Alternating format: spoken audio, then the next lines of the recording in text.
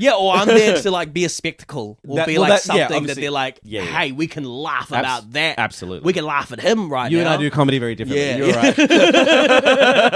Like, this motherfucker's got tape all over his face. Yeah, what is happening right now? Why is he covered in paint right now? Yeah. He just took off his clothes.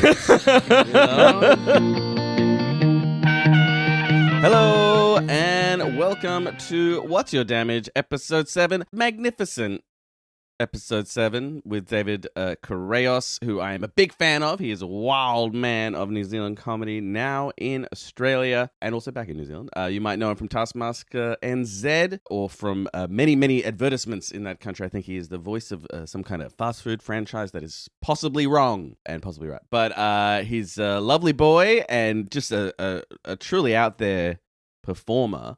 I've been a fan of him since, I want to say 8 years ago. I was in a tent at the Adelaide Fringe seeing a show late at night. It was me and 4 other people. David, he's talked about this elsewhere. He'd put a bicycle pump into his anus and he pumped the pump.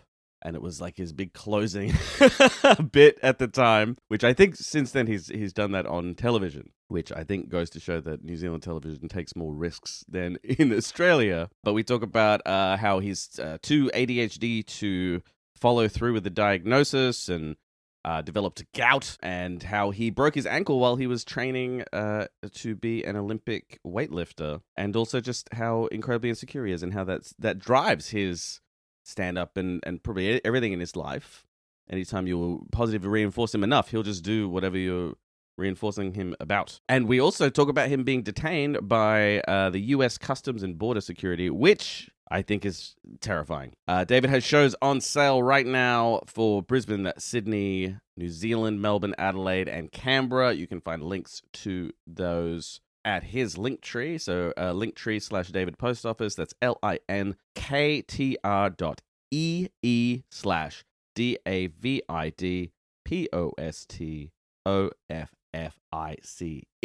Please watch my comedy special White Rice Supreme on YouTube. I have shows on sale in Auckland this weekend, Wellington next weekend, and Dunedin in about 3 weeks, and Melbourne Comedy Festival's on sale. I'll also have tickets coming online soon for Darwin, Southeast Asia, the UK, and other places. You can find links to all of that at jezwatts.com, jezwatts.com. Here it is, episode 7. So it's like I'm happy to be in a position where like things aren't going well, because then it makes me like kind of look at stuff. Like I feel like my Perth sales could have been better. But I feel like that's started the run.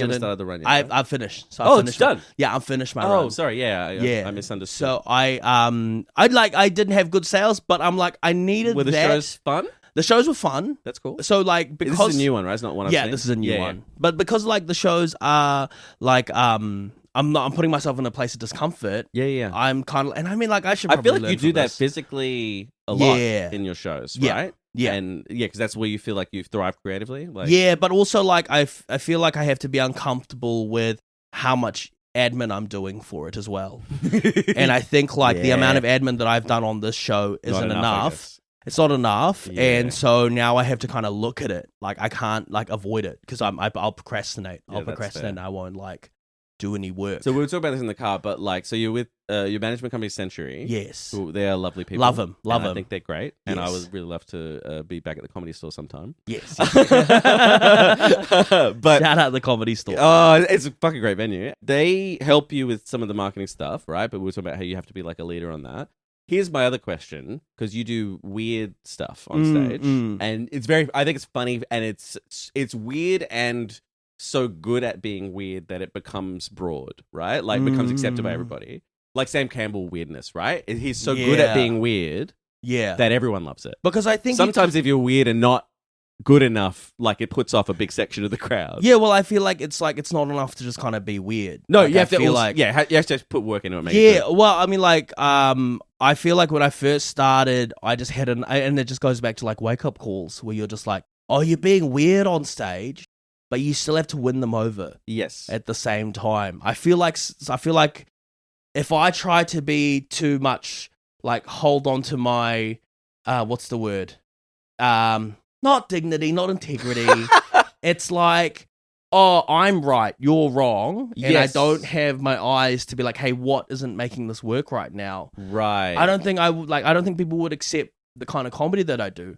Yeah. So I'm kind of like, I'm always trying to be like a little bit of, for me, a little bit We want to for be you. connected to the crowd. You want to understand how they're feeling about it as well. Yeah. Yeah. And I'm just trying to have fun. I'm just trying to have fun Yeah. on stage. And I feel like the weird... Yeah, you're a very fun performer. Yeah. Thank you. Thank you. There are people where you go, oh, that they're very talented and it's executed very well, but there's a joy to what you do on stage that I love. But I had to like find that out. Like Yes, because sure. I had to like, I had several years where I was like, oh, you can't just be this. Like, you have to be, like, again, like, well executed. You have to be, like, well crafted. Right. And so I put, like, the fun stuff aside, and I worked Interesting. on, like, the weaknesses and stuff, and then I put that to the stage. Yeah. And it was just, like, it just didn't work. Yeah. Like, I have to be kind of weird. I think you sort of can't necessarily decide how you're funny. Nah. And you have to hopefully have enough self-awareness to work out, oh, okay, like I think it's good to try all this stuff, right? Especially early on. Yeah. And then you work out, okay, actually when I do this kind of thing or this kind of attitude works for me and different stuff works for different people, you know? Yeah, but I'm always trying to surround myself with people that I like, with like, that have the skill sets that I respect. Yeah, sure. Which is like good writing.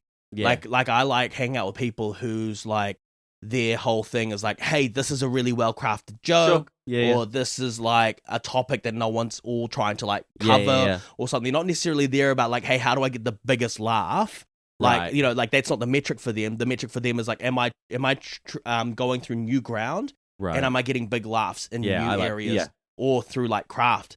And I feel like those are the skill sets that don't come naturally to me.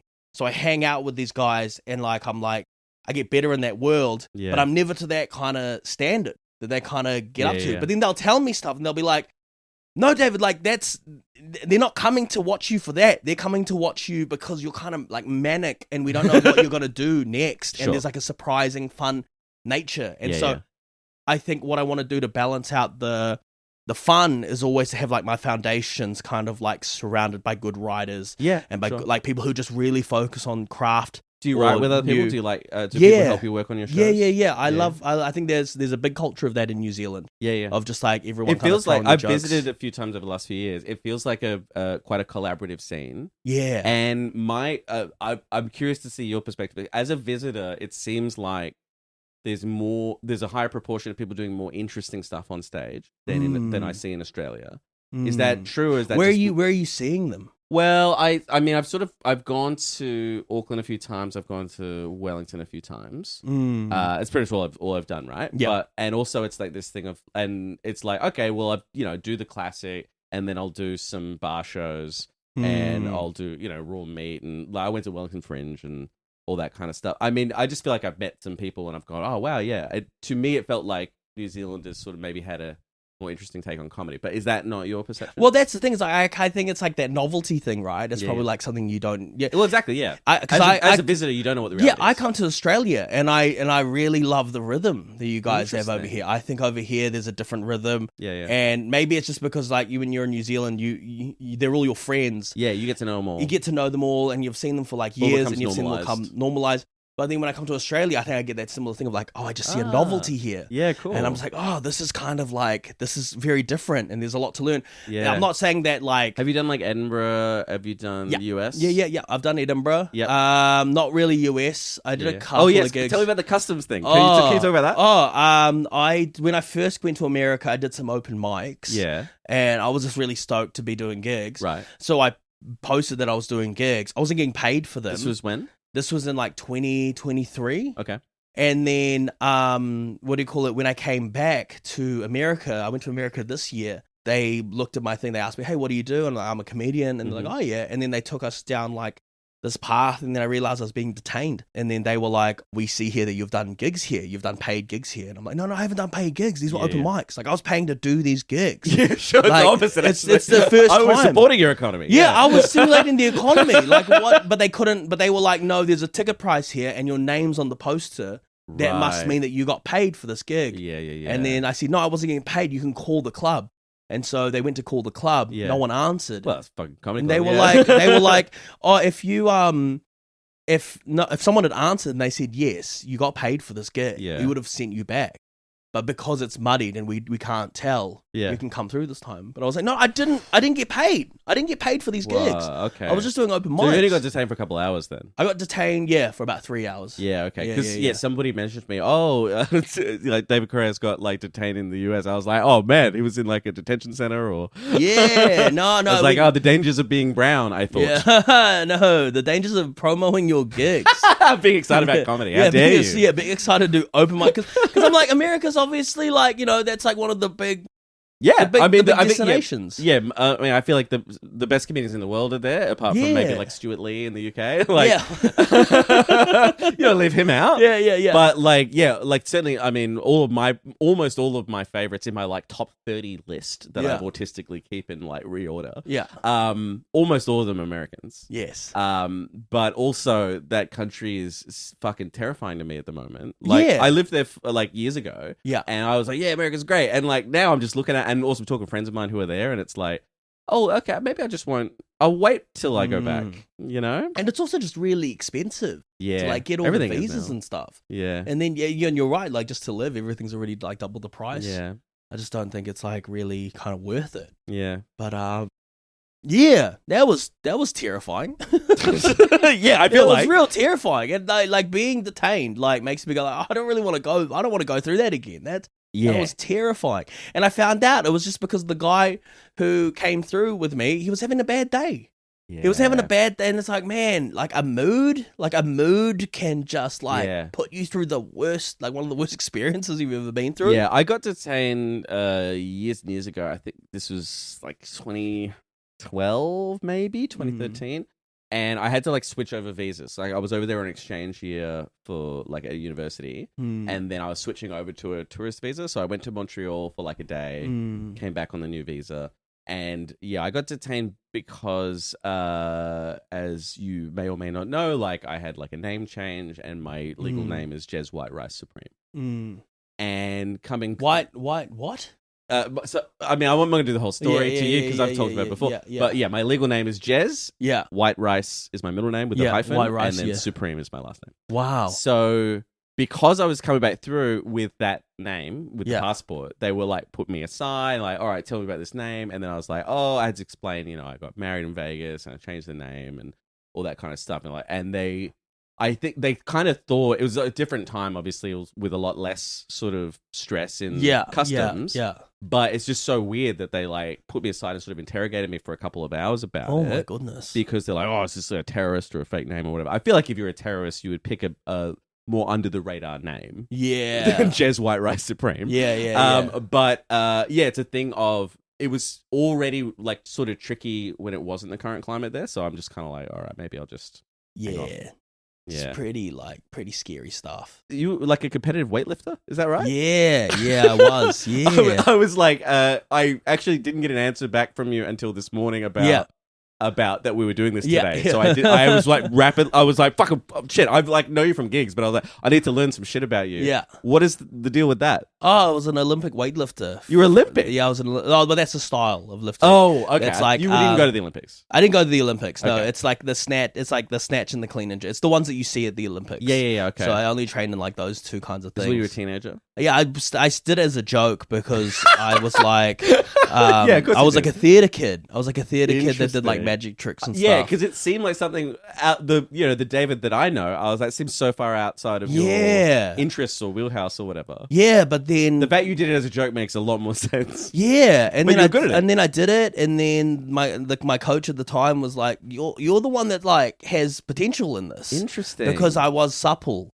I didn't have. You're still supple. I David. didn't have like the sports muscles yet. I wasn't like Right. tight, so I could Oh, like, you get to could, the like- bottom of the squat. Interesting. And then I was like good at it. And so I did it for like 6 years. Yeah. I broke my ankle trying to qualify for the Commonwealth Games. Okay. It was like I was like on the way towards that. Yeah. Did it heal up all right? I mean, like I have 2 screws in my leg, and Wow. all the ligaments got torn because of it. Yeah, but like that's all like healed up. But this is like 10 years ago now, type thing. Yeah. And yeah, just like afterwards, I think the most I got out of it was I got to like coach some CrossFitters and make like a little bit of money while I was like still doing comedy and stuff. Yeah. Okay. But I don't think like I didn't want to own a gym. I feel like that's kind of all you can do after Olympic weightlifting. Yeah, I guess that makes sense. Own a gym or get real into CrossFit. Yeah. Or just like be involved in the health and fitness industry. But I'm not that. Why did you start performing? So you said you were a theatre kid, right? Yeah, I was So theatre I guess kid. That makes sense. Yeah, so I wanted to do musical theatre. Okay, I wanted to do singing, and then my singing teacher said I didn't have enough motivation or drive to be able to go for it. Yeah. And there was also another guy who was really good at singing in the group, and I feel like she really loved him. And I was kind of just like, well, he's David's like still also here. David's also kind of here, Yeah. like type thing. But she was like real into this other guy. Yeah. Okay. So I was like, okay, well, you didn't like, get enough, emotional support. no, I didn't, and I think like that's what I needed. I think that's why I really like weightlifting was because it was the They were first like, time. yeah, we believe in you. Yeah, we believe in you. Yeah, you want to sick. go to another country and you want to lift for New Zealand? I was like, yeah. Oh, that'd be sick. But really, all I wanted to do was sing. Yeah. It was like a Billy Elliot situation, but instead of plies, I was doing back squats. Yeah. That's good. I like that. Yeah, and then Then I tried to get like, into acting and stuff, and then obviously, it's just a constant like learning. I don't know if you have this, but like just constant learning. Like you don't love this as much as everyone else here. Interesting. And Yeah, I then had so that you have with to research move? science. Like, because I used to. That's what I was like doing before comedy and stuff. Like, so I've got like 4 degrees, and like I was doing my doctorate in neuroscience when I started comedy, and I loved doing science. But then once I started doing comedy, I was like, oh, I actually love this more. Yeah. And then I was for a long time like trying to do them both concurrently. I wanted to finish the doctorate and finish like the research I was doing. Yeah. But then I got to a point where I was like starting to like tour and stuff, and then like my supervisor in the lab was like, hey, we need to catch up on your stuff. And I'm like, oh, I'm in Sydney. Like I'm doing dick jokes to strangers. I'm sorry, I'm not there to cure spinal cord injury like I'm supposed to be doing. Yeah. But yeah, I mean, for me, like I just love stand up. I love jokes. And I love my partner and I love stand up like the same. Mm-hmm. And then everything else in my life is a pretty distant second. So you sort of jumped from these different. Do you still love singing? No, not really. No? Nah. You like performing as a stand-up more, as a comedian more? Yeah. I feel like it was all like I don't know. It was all like once I figured out it was stand-up, I was like, oh, this is the kind of performing I wanted to do. There was just no real like what's the word? Kind of areas that kind of open you up to do this, and it was just kind of felt weird like that. Where did you start in New Zealand? I started in Christchurch. Yeah, okay. Yeah, there was no stand-up scene. It was all buskers and stuff. Oh, yeah. So yeah. you performed as you just like stand up on the street as buskers? Nah, so there was a big earthquake, so all the streets were closed, and so they put all the buskers in a building, and then they performed there, and then I'd just have to follow them. Yeah. Do you but think you would have been less interesting on stage if you had started with just regular stand-up? Yeah, massively. Because you're following someone doing something wild and crazy. You got to, all right, now I have to win the attention. I have to like do this. I have to follow this. That's cool. And you're as a product of your environment, right? Yeah, and I think it made me stand out, like in terms of like when I finally like went up to Auckland and started like doing stand-up. Yeah, I could learn the joke writing. I don't know about you, but like I feel like if people have a very different background beforehand and they learn how to marry that with the stand-up and be the voice for whatever is this like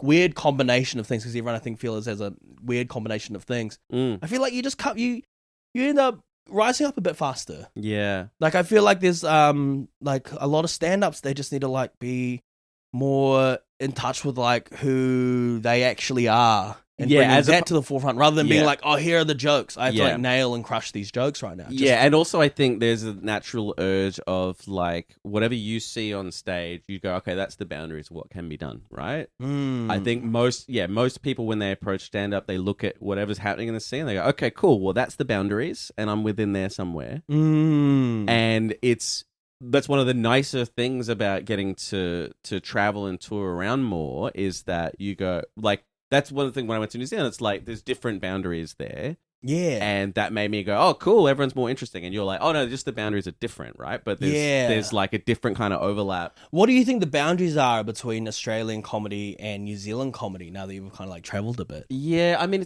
there's things I really don't, and maybe it's like familiarity breeds contempt or whatever, but like there's a lot of things I really don't like about the Australian style. And one of those is that I think there is I think there is a culture here within stand-up, outside of stand-up, of that it's not cool to try too hard. And the idea of like really like trying to be successful is kind of looked down upon a little bit here. There's a little bit of like a tall poppy kind of thing. But also I think in general there is a culture that I think is kind of positive for society, that people aren't like too intensely trying to make their whole life about work. But then when it comes to stand-up, it means there's a lot of lazy stand-ups. There's a lot of people who like get on TV and they stop hitting open mics and stuff. And I'm like, come on, man. Like now you've got the opportunity to really focus. You have financial security. You could elevate your art form. And most of them go, oh, no, sick. You know, I'm done. Yeah, because the money gets kind of like better in other areas. Yeah. Like, compared to like doing an open mic. Well, the money at open mics is nothing, right? Yeah. And also often they're like miserable. But you know, it's like it's also, I feel like, you know, we live in Melbourne because Nicole, we were going to move to the US in 2016. Trump got elected. Nicole was like, hey, we can't go there. He'll fuck it all up. Right. Yeah. And at the time I thought she was wrong. I was how much power does the president have? You know, the figurehead. And it did take him 2 terms, but he has successfully destroyed that country. Yeah, so fair enough. Crazy, yeah. She was right. Yeah. But for that reason, we stayed in Australia, and that was never like my plan long term, because I wanted to just be the best stand-up I could be. And in Australia, there's just not enough gigs for me to do that. And so Melbourne was sort of the thing of like, well, if we're going to stay in Australia, we were in Perth, was like, we can't stay here in Perth. Like, we have to go to at least, you know, the city with the most gigs, which at the time, it was probably pretty equal between Sydney and Melbourne, and then she got like a better job offer in Melbourne, so we're like, okay, cool. I'm really happy to be there, but also I'm really happy that I tour outside of Melbourne 6 months of the year, because if I just did the gigs in Melbourne, it's like, I mean, I'm still not doing as many gigs as I want to do, even touring, but like at least this way I can condense down the gigs I can get in Melbourne into those 6 months. Yeah, and I get a much more spots per capita or whatever. Yeah, you know? nice. But yeah, I think there's kind of this was explained to me about a difference between the New Zealand comedy industry and Australia, and tell me if you think this is right or wrong. That in Australia there is a small amount of money, but not a lot. So it tends to push performers into a fairly broad, approachable style, so that they can maximize their income and have the broadest possible appeal. And particularly management will push them that way. But in New Zealand, there's no money, so everyone just does whatever they want. Do you think that's true or no? I think I agree. I don't think there is much money in New Zealand. The great thing I think about New Zealand, though, is you can... Like, if you just stick around for kind of long enough, and you just keep being good, and like you don't like screw it up, like in some kind of like continental bad way. Yeah, you've never been like a self-sabotager? Oh no, I have. So I know the other side. You're the exception that proves the rule. No, I know the other side of like, oh, if you screw up the opportunity, like it will take you back like a little bit.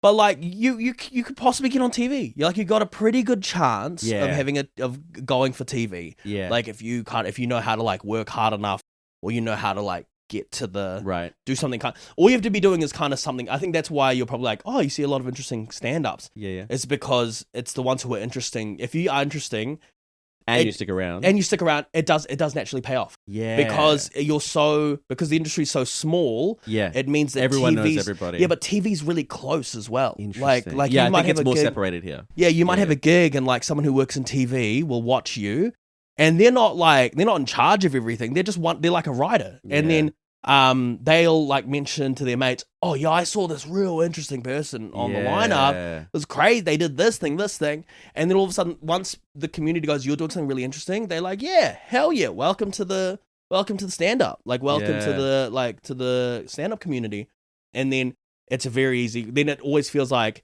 especially at comedy festivals, you could have just someone kind of watching, and it's not necessarily going to like bless you with a career, but there's a possibility. There might go opportunities you might just be talked about and be like, they're doing really interesting stuff. I think in Australia, and this is kind of what I felt like, because I was hoping, maybe I could a couple of years now, right? I've been here for like a year and a bit. Yeah. And I was just hoping like, it'd be kind of similar to, I only realized how lucky I was in New Zealand.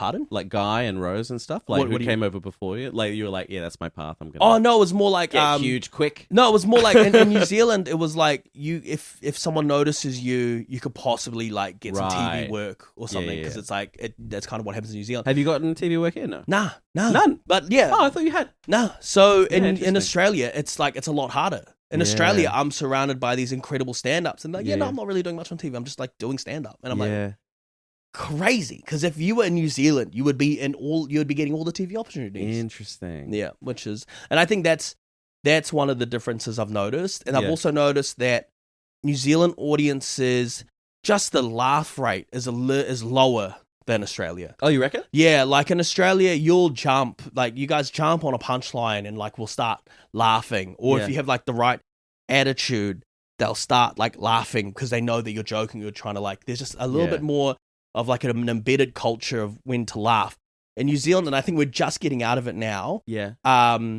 What do you call it? The laughs, people are like, I don't know if I'm allowed to laugh at this. I don't know, like more reserved. It's not necessarily even like reserved. It's just like less comedy savvy. Yeah, just like less comedy savvy. Yeah, like you'll like after a gig, people will tell you this is my first stand up gig that I've ever been to. Yeah, interesting. And so it's not like the lack of savviness because they don't know how to like approach the gig. So a lot of the people, it's like their first time ever being to a stand up gig. Yeah. Okay. And so I remember I went back to New Zealand after being in Australia for a while, and I was like, oh, I've been like blessed with like people. I'll tell these jokes that I've just been kind of crushing. Yeah. And it gets like 40%, and I'm like, oh, that's why Kiwis are really good because you have to dig so much deeper to like get that real pop out of the audience. I find like in general, like obviously every crowd is different, every room is different, all that kind of stuff, right? But I feel like in general, Melbourne crowds tend to be harder than a lot of other cities in Australia. Has been my experience.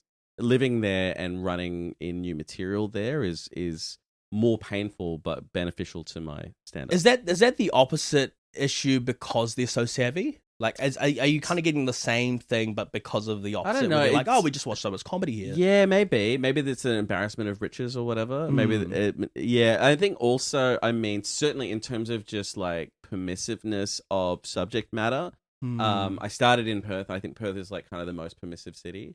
And it is something where in Melbourne, I find if something is a little bit darker or more filthy, then I feel like they expect the joke to be better than Perth needs it to be to laugh. Right? Perth is like, yeah, cool, we're on board with this crazy, like this, upsetting potentially premise or whatever immediately. Yeah. I mean, Perth, like, I think it's probably changed a bit since I was like started here, but like it used to be here, you could just like say, I'm not saying I said this, but like you could just say racism. I've seen people do it. They would just say racism. It was around. Yeah, I mean, I was complicit. I was benefiting, of course. But people, like, comedians would just say a racist thing with no punchline, and there'd be like an applause break. Like, yay!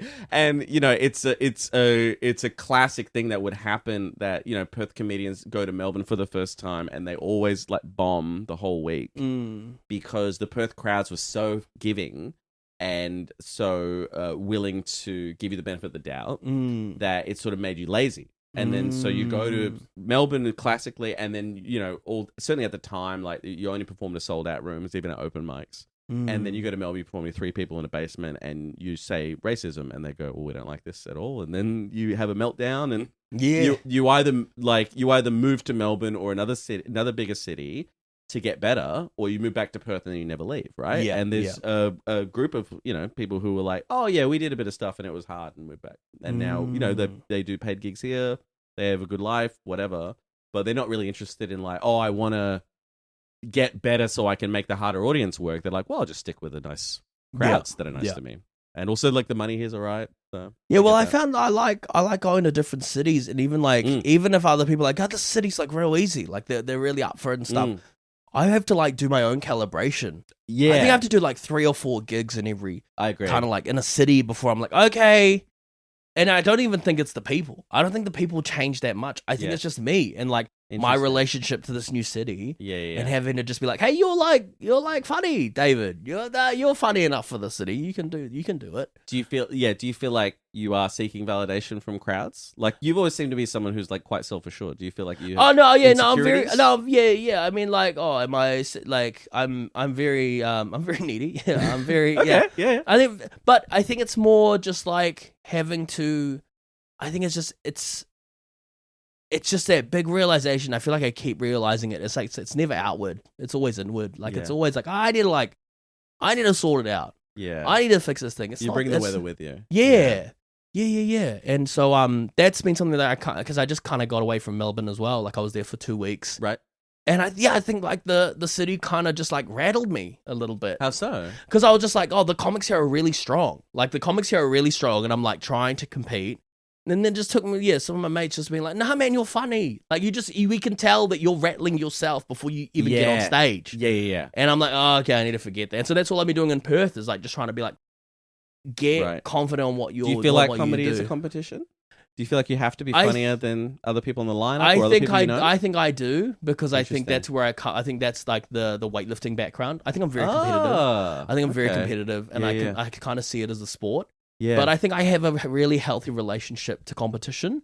Do you do good in like comedy competitions, like gong shows and stuff? I don't participate. I think they suck. Yeah, I don't really participate. But also, I don't look at comedy as competitive, right? I look at it all as collaborative with the other comics on the lineup and the audience and everything. Like, to me, it's like, oh, this is something we're making together. Yeah, but think you feel like you're kind of against. I think competition isn't so like black and white. Sure. I think you can also be like collaborative with competition. Interesting. I think competition can also be really healthy. Yeah. And I think with competition also comes like just grit.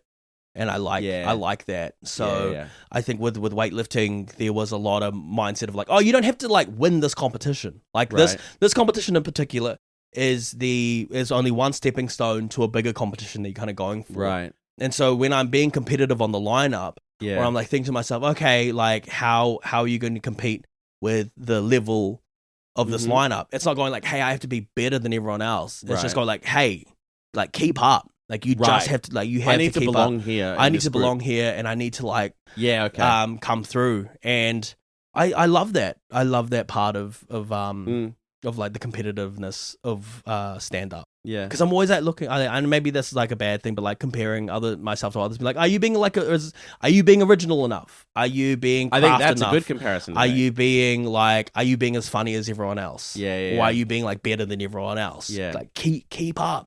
Have you had any therapy? A little bit. Yeah. I went to like I've been to counseling. Yeah. Like a few times. I only go to counseling if I'm like messed up, and I'm like, I go to like talk some stuff out. Yeah. But then I'll like dip out of it. Yeah, just like a temporary thing. Yeah, because I found that I got free counseling in high school. Okay. Like high school you can go to the guidance counselor, and I was like, oh, this is sick. And so I think like I'd go when I was like real young, and I think that was like kind of helpful at the time, because like now I'm like, oh yeah, I think I kind of gave you permission to kind of like think about, hey, how do I feel about all these things? Did you have like a tough childhood, or just the normal troubles of being a teen? Yeah, no, I mean, I was naughty. I was real naughty and stuff. Yeah. And like just had like... You were like a bad kid? No, I was just annoying. I was just real annoying. Yeah, all right. And distracted. Big energy, yeah. And then I went from like a school of like 20 kids to like 500.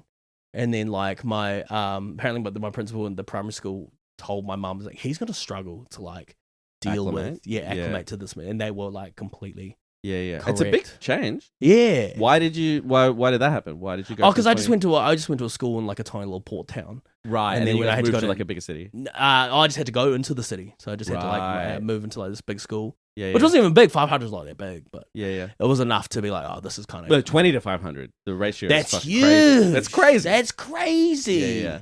Yeah, so that's kind of like the only real like counseling that I've kind of had. Yeah, not diagnosed with anything? I tried to get ADHD. Yeah. I was going to say, you have a bit of an ADHD vibe.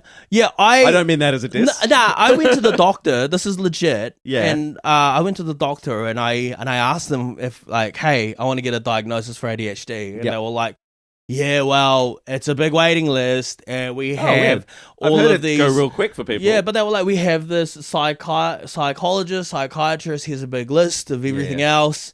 And I was like, oh man, that's so much work to get like just to get diagnosed. And then at the very end, he was like, is there anything else you want to like check in on? I was like, yeah, my toes have like been really hurting a lot. And he was like, oh, I think you've got gout. Here's some pills for that. So I got gout. So You I have found, gout? yeah, I got gout. You're pretty young to have gout. Yeah, well, that's like my uric acid's pretty like pretty Do you love like hectic. shellfish and? I was like crabs and I shit? was trying to get really good at reverse searing steaks, and so I was eating like a kilo of steak a day, and it just ruined my foot. So yeah, Okay, so you so got gout. I went in with it for ADHD, and I got gout Yeah. instead. That's a bad result, actually. It sucks, dude. Yeah. Yeah, it sucks. I do think, it is an essential irony to put a bunch of administration tasks in front of someone with ADHD and go, well, you can't get diagnosed with being unable to stay on task unless you can finish all these tasks. in Yeah. order. Doesn't make any sense. I was like, all right, Like, the that's- doctor should do all the shit for you. Yeah. But like, I think I'm in a position where I don't really need the like. I don't No, you need seem the to be. meds. Yeah, I mean, I think you have that kind of energy, but you Yeah. you get shit done. Like, Yeah, like I feel like that's the fun part about stand up is you're like, okay, I'll make this work for me. yeah, Like, exactly. you know, Yeah, like being more unique and interesting and weird. It's like, oh, great. awesome. This is Yeah, like, it makes this you currency. more likely to stand out. And I'm also all good with just lowering my lifestyle as well. So like, Yeah. I feel like you probably need meds if your life is like, hey, I'm struggling to keep up with this job that makes me Right. money to keep this lifestyle up. yeah. But I'm like, that's all good, brother. Are I'll you lower it? in a relationship or you're single? Yeah, man? yeah. No, Yeah. I'm in a relationship. How does Yeah. your partner think about lowering so, the lifestyle? I mean, we haven't had to do it yet. oh, okay. We haven't had to do it yet. yeah, you're in like front of her. prepared, though, is what you're saying. I prepare. Yeah. Yeah. I'm prepared to lower my lifestyle. Yeah, We've cool. had those conversations like, hey, what do we do if we have to lower our How lifestyle? long have you guys been together? We've been together for 2 years. Okay. And so we're currently touring together at the moment. Awesome. Yeah, That's really so fun. she's just following me around. Yeah, which is awesome. really fun. That's really great. Yeah.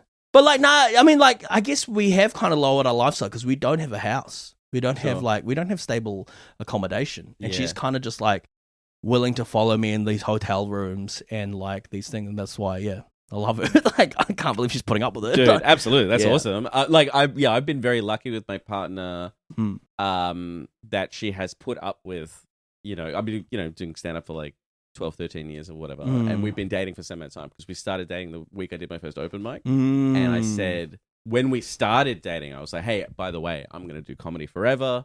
You have to be aware of this, And I think I was also doing a doctorate, and she probably also was like, all right, we'll try this for a while. And probably You're like, then I'm going to commit. probably then we'll go and continue to be a neuroscientist. And it's like, nope, I'm going to absolutely squander my life's opportunities. Okay, have you ever found the connection between neuroscience Tried. and stand-up? Yeah, Tried. what did I exploring think when that look like? when I started out, I was doing a lot of like sort of, I guess you would call them science themed jokes. Yeah.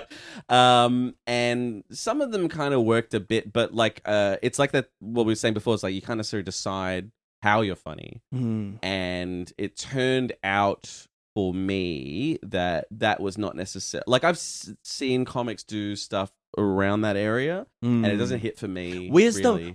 the money in neuroscience? I mean, that's a good question. Like, I mean, is there because I feel like it's in my head. I'm like, okay, this is a really smart thing. Like, it looks very good on paper. But like, is there a lot of money in? No, I mean, neuroscience? I didn't go into it for the money. Like, Yeah. I mean, so in research science, is not really money, right? In Yeah. research science, you're getting grant funding. But you guys are as smart as the doctor, eh? I mean, there's dumb and smart people in every profession, Yeah. including doctors. Yeah. But But the doctor makes like because in my head, because in Yeah. neuroscience, I'm putting those words together. I'm like, oh, that's doctor. Like, bing, bing, bing, bing. yeah, bing. Like, I think it's certainly to get into it and start doing it. It's probably similar requirements. And like, I think a great example would be. So my partner, she's an exotics veterinarian. Mm-hmm. She's very high level in her field. She's been flown to other countries to teach techniques. She's like lectures. She's taught at university and stuff. She's on just under like 140K a year now, but she's been in her field for like 12, 13 years. She's pretty much at the top of what a vet would get paid. Whereas had she gone into human medicine or plastic surgery, which she's a really gifted surgeon, if she'd gone into that, at this point she'd be on like 200,000 to 300,000. Mm. And just because something is hard doesn't mean it's paid well by society. You know what I mean? Doing neuroscience and so being a research scientist, yeah, it's difficult or whatever. I mean, you follow the scientific method, right? So actually, you don't have to be necessarily that smart to do it as long as you're rigorous. But yeah, I mean, there's more money. Like I've got 4 degrees, including a master's, and I would have made much more money than following research science had I gotten 1 bachelor's degree and then gone to work for a drug company in quality control. It wouldn't necessarily have been like crazy money, but it would have been more money than I was making as a research scientist. Right. So jumping into stand-up wasn't like a big like bye-bye money type situation. I mean, it was certainly by stability. Oh, yeah. And also it's like, it certainly is a thing of like, I probably would have, had I not started stand-up, I think I probably would have finished a doctorate, then done a couple of years of like, begging for grant money, trying to do important work. Which is so similar to the creative it really field. is. Like, it sounds like you're just doing creative stuff. And it's a lot of similarity to it. But I probably would have done a couple of years of that, and then I probably would have gone to work for a drug company and had a nice, comfortable life. But I mean, ultimately, yeah, I have never ever cared about like money at all. Only until the last couple of years, where it's like, oh, I'm making my partner stressed out because I don't have stable income. Yeah. Have I started like making changes where I started like producing for hire for people? I started like emceeing weddings and like I learned how to do like 30 minutes clean so I could do like corporate office parties and make $2,000 or $3,000 or whatever. Yeah. And now I'm like booked to do cruise ships and stuff. It's like these are not the style of comedy I want to do, and so I don't want to be doing a bunch of admin for people for money. But it's like, well, I need to pay rent. I like she's important, so therefore I've made changes. Like I always was very comfortable reducing my quality of life in order to spend my time doing the things that are important to me. But her life shouldn't have to go down where I'm happy. Yeah. Like that's not fair. Well, so we sort of come a little bit below where she'd like to be and a little bit above where I'd like to be. Yeah. And that's where we compromise to. Well, I think that's like the interesting thing about stand-up is I feel like if you're able to just think a little bit deeper about and like a little bit more abstract about what your skill set is, there's a lot of money to be made. But you just where is it? But that's where the abstract thinking kind of comes from. Yeah. Like one of my friends, Alan McElroy, he's so great because he managed to think abstractly about where he could make money because he wasn't necessarily making money in conventional ways in stand up. Like there weren't the opportunities being given. So what does he do? Stand up. He was able to buy a house from coming up with a quiz night. Oh, yes. And being able to like come up with different quiz nights, get different hosts to do them, write that one quiz, build up these loyal fan base at these different bars. Yeah, great. Like that's so smart. Like the skill set was right there. Anyone could have done it, but he had I remember he was telling me he was having to like similar thing. His wife was like, you need to make some money, and so he was like selling concrete skulls at the markets, at the farmers markets, and like painting them as like Batman or like pop culture icons. And he was like, I can't be selling skulls to make this work. And then he's like, oh, I have to come up with like a quiz night, or I have to like come up with something. Yeah. And I've always really admired that, and it's also made me think like, okay, and I mean, you're doing it now, which is like, how do I find because the money's there, we're all just like trying to drink from the same like water hole that's clearly got no water. Drying. That's drying. Yeah, absolutely. And and there's more and more mouths just be like, okay, but I want to get a sip, and it's like we're all gonna die of thirst. Yeah, trying to get money just from stand up because it's. I mean, certainly since I started comedy, the price of a spot hasn't really gone up, right? Like the pay. And I've spoken to people who've been in 10, 20 years longer than I have, and they're like, "Oh yeah, it didn't change also since they started, and it hasn't gone with inflation at all." So it's like, now you just need different income streams to make the same money you used to make from stand up. But I mean, as I said, like I'm now emceeing weddings. So easy to MC a wedding. I was the last wedding I did, I was the MC and the wedding coordinator for them. Which sounds maybe like a lot to do. But it is nothing compared to running an open mic running the sound and emceeing it and dealing with fucking lunatic open micers for no money or whatever. Yeah. But and then trying to be funny and trying to make everything work and trying to keep all the moving parts together and like doing all the promo and all that kind of stuff. Like emceeing a wedding, it's so easy because all the vendors show up. They all know what they're doing. Everyone in the audience is happy to be there. Like no one's like, "Oh, you convinced me to come in off the street, and I'll see if I like this wedding." That's what I mean. It's like they're all so psyched. It's so easy, and coming from stand up, it's just like, "Oh, you already have all the skills." But that's what I mean is like you've clearly worked on this skill set, and you don't like people don't stand ups don't realize how you're getting the skill set from putting yourself under this pressure. Exactly. Like running an open mic is so much pressure. To having to juggle a producer rate, and also if you're emceeing as well. Having to do that like mental split. Yeah, continuing to switch between administration, marketing, and like where you're funny. And what you've done is you've just put it in front of like you've just turned the direction of how you look at it into emceeing weddings. And it's like there's the money. You've done the time, and literally you don't have to do it again. Even just walking up and like fixing something to do with the sound or the tech. It's like I've spent so many years in subpar venues with bad tech. Trying to make it work. It's like, well, now I know how to do tech stuff. And it's never going to be as bad as that. No. It's never going to be... Because not in a proper place where people are paying money to be there. Exactly. Yeah. It's so much easier. And so that's what I'm always like... That's what I'm always thinking as well, is I'm like... But you're doing all right for money, right? I'm doing all right. So I'm doing all right with what comedy's like paying me at the moment. But do you do ads and stuff? Like, I do ads as well, So I do some ads in New Zealand as well. But like I've been away from New Zealand for a while now, and I can feel it. I can feel like there's a time thing kind of going with like, the ads are starting to dry up because I'm here now. So I'm just kind of waiting.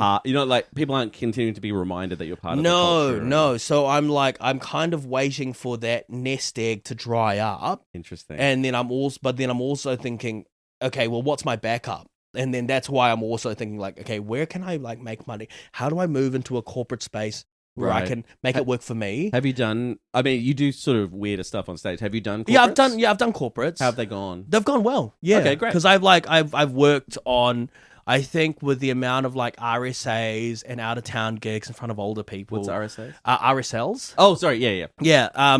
So a lot of those gigs. Yeah, you had to work out how to make those work. Yeah, I know how to make like old people laugh. I know how to make people who shouldn't like me. I've learned how to make them laugh. Yeah, great. And so you put me in a corporate environment. I know how to make you like those skills. I have about a 35-minute set. Yeah. That's a corporate set. Yeah, great. That I'm like, this will work anywhere because I know how, because it's so fun. It's so fun, and it's like just riding that level of danger where everyone still feels safe because I'm not actually doing anything over the line, but it is still hectic. Yeah. But by the time I'm done, the room will feel like a party. Yeah. And I'm like, that's the thing that I know I can sell to a corporate set. And like my management also know what style I am. Yes. And so they always... they're trying to pitch you to the wrong... Yeah, they won't pitch me to like the wrong types of people. Yeah. But it's like, I think that's the skill set I have. It's like, I've done enough like... How long have you actually been performing now? I've been doing it for like 14 years. Yeah, okay. Yeah. So... When do you think you started to work out how to make people... who maybe, as you said, like shouldn't like you. When did that come? I think that training started really early. I think it started about 3 or 4 years in. Okay. But it's like evolved over time. Yeah. So after a while, I've got like, okay, how do I make them laugh at the weird stuff? Yeah. I then went, how do I make them laugh at my words? Okay, then how do I keep the laughing going and not get that fatigue at the 15-minute mark? How do I keep that all kind of going? So it's like every couple of years, it just kind of compounds. Yeah. And now I'm like, my corporate set is like dope. Yeah, sick. But but there's so much variety in it, and I think there's something to be learned in that the same way comics will learn from how do you produce a gig, how do you crush in a room, how do you keep touring and doing all this. Yeah. So that's where I love it. I love it because I'm not necessarily going, how do I be really funny? I'm just like, no, how do I solve a problem? Yeah. That I might have. Like, how am I always ready to solve a problem? And that's why I kind of like it. Like, if I have a bad run, I'm like, cool, I have a problem in front of me now. How do I solve it? So with my Perth sales being really low, I was like, I need to work on my marketing for the rest of the tour because I can't have it be like this. Yeah, absolutely. And so now I'm just like, okay, how do I make intriguing promo? Yeah. How do I use these shows to be the promo? And it's finally the thing that got me off my ass. Yeah. Because I would have never done it prior because I didn't. And now I'm like, okay, I need to start marketing this way harder. What was your biggest bomb? My biggest bomb? Well, the one that stands out, right? The one that stands out. Ooh. I've had a lot. I've had so many. Yeah, well, I think when you're sort of coloring outside the lines, I think it's easier for it to go bad, right? Okay, my favorite bomb I've had recently was I was doing a gig, and it was with a lot of comics that I really respect. Right. And we were all bombing.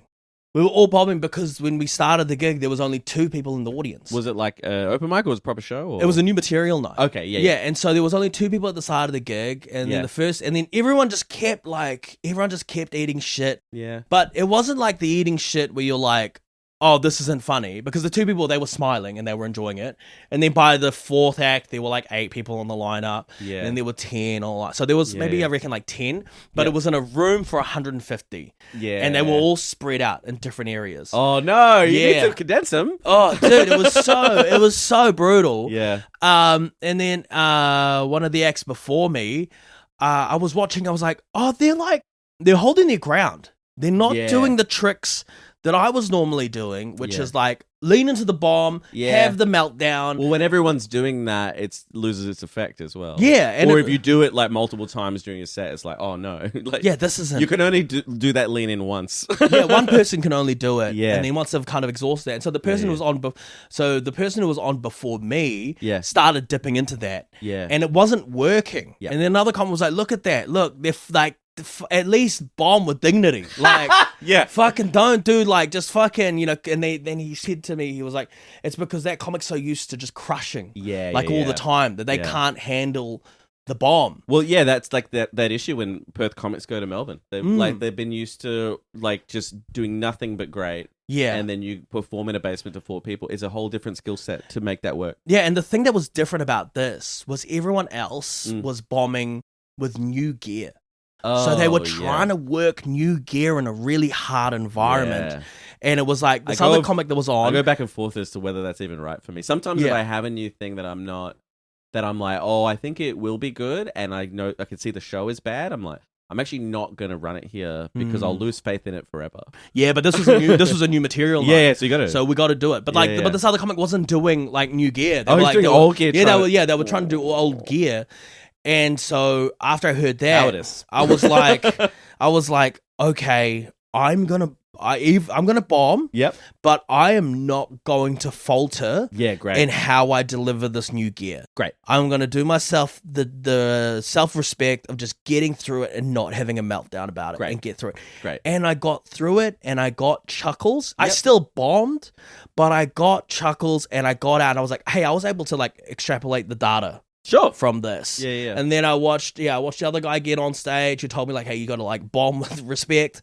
And same thing. He just kind of held it, wasn't getting any response from the audience. Yeah. But I could tell, hey, he's actually getting something out of this because he's going through his material and trying to figure it out. And so that's been like the last kind of like memorable bomb. Yeah. But it was a good bomb because it reminded me, hey, you need to like, this is where you need to upskill. Is like, you need to be able to work your new gear even when the crowd sucks. Yeah. And then I did one that I bombed in Melbourne a couple of weeks ago, and that was because it was only the bar was full of 80 people, but there were only 3 people in the audience.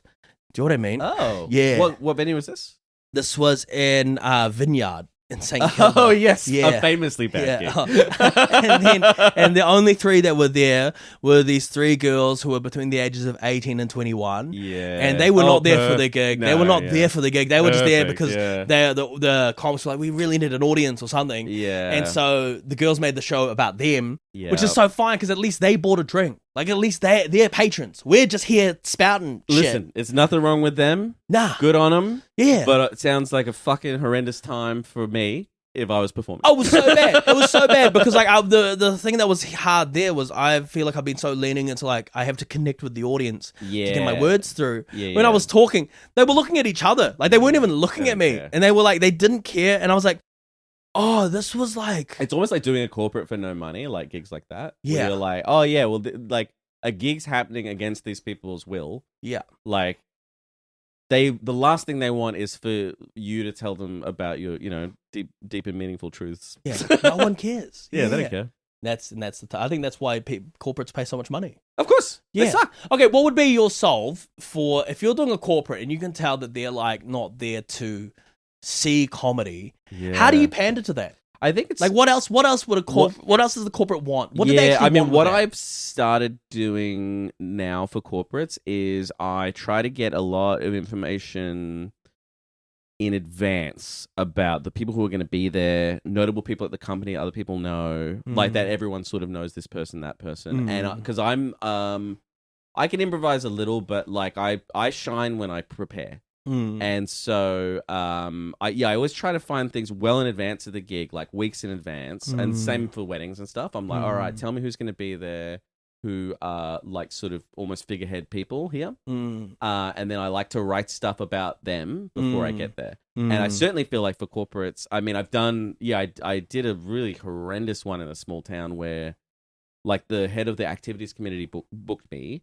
And it was quite clear that, you know, these people were like mad there was a comedian there. They wanted to hang out and drink for their office party thing. Like they had like a hall or whatever, but like they were mad that there was a comedian.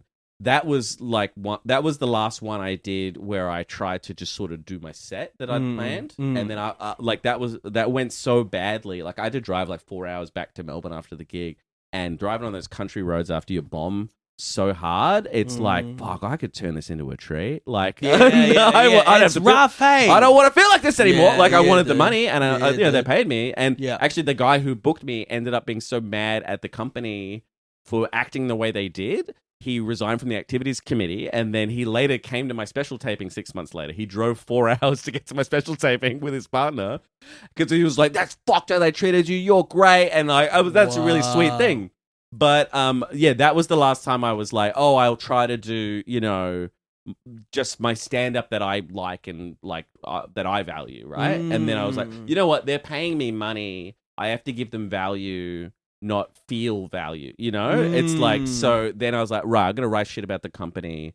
That they always want that, right? They want to be the stars. Yeah, it's make them the stars. Yeah, and also it's a thing of like, now generally, depending on the gig I'm booked for, it's like, I will go through my stuff and then I'll go, okay, mostly it won't be like all of a bit that will work, but I'll go like, oh, okay, like this section and this section will work. So I'll start Frankensteining material together, and then I'll try to weave that in and out of stuff about them throughout. And that keeps their attention, I find. Because it's like, oh, you'll lose them with like, I talk so much about my relationship on stage as a big part of my act, but they're not really interested in how I'm growing with my partner. They're like, we don't even know who this fucking guy is. They Why just is he want to here? drink. They just want to drink. I'm here to drink. Yeah. But you start talking about Terry, and everyone knows Terry, and it's like, oh, fucking Terry is involved. You know? Yeah. That kind of thing, I think it's a you know, that's not an original trick, but it's like that one for me has helped a lot. Yeah, it's because you just want to serve them. Like, they're not there to... They're paying me to do it. Yeah. Right? They're not paying me to feel fulfilled. That's the one thing that I feel when I'm like... When I've like kind of done a corporate or something, and I get into the part where they're like... So this is who I am. They don't care. That's part we lose them. Yeah, that's the part that they lose them. Yeah. Like, You're there to tell them who they are in a funny way. Yeah, or I'm there to like be a spectacle or something that they're like, hey, we can laugh about that. Absolutely. We can laugh at him right now. You and I do comedy very differently. Yeah. You're right. Like, this motherfucker's got tape all over his face. Yeah, what is happening right now? Why is he covered in paint right now? Yeah. He just took off his clothes. You know? What's your favorite film? My favorite film right now is Parasite. Oh, I still haven't watched it. Oh, dude, it's so good. It's one of those. There's pieces of media that so many people recommend that I go, I have to be in the right frame of mind. I have to have attention span. Yeah. And Parasite's one of those where I keep looking at it like it's on my download queue where I'm just like, oh, I don't have the focus for it now because apparently it's fucking brilliant. Yeah, dude, it's perfect. I gotta watch it. It's a perfect movie. Favorite musician? Favorite musician right now, Cat's Eye. Cat's Eye? Yeah, Cat's Eye. Okay. Man, I'm really into Korean stuff right now. Yeah, they're great. They're a K-pop group. Favorite comedian? Favorite comedian right now is... Oh! Just one? Come on! Just one? Dan Soder. Dan Soder? I really like Dan Soder. Interesting. Yeah, I really like Very Dan Soder. writerly. Yeah. Dan Nice. Soder. Incredible. And what's the meaning of life? Pardon? What's the meaning of life? The meaning of life is just get through it. Just get through it. Well, thank you for getting through this episode. Yeah, this is so much fun. Thank you so much. Cheers.